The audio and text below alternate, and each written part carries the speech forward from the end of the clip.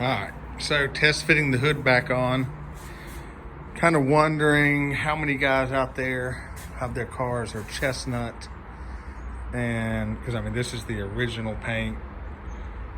This was supposed to be the chestnut color.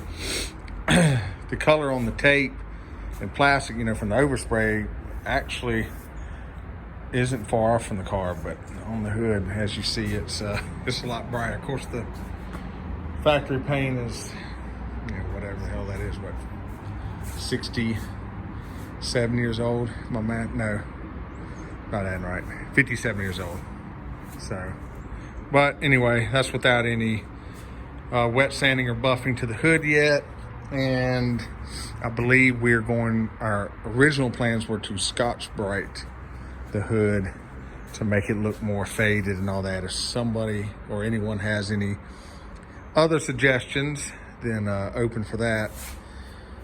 But regardless, you know, so for people who don't know, this started out as the factory hood that came on the car, cut, raised it up, added some material underneath.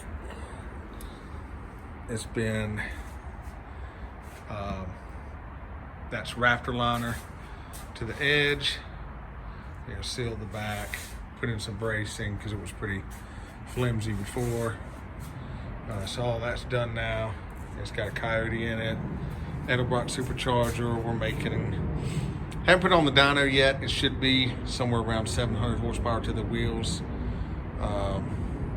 We're gonna take it to the strip and play with it. This is a street strip, auto cross, you know, basically a daily driver fun car. So I'll update once we've actually done some runs, see what it does. But overall, very happy with it.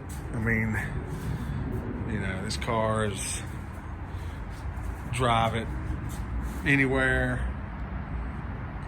really fast, not worrying about the body work. Like I said, I've had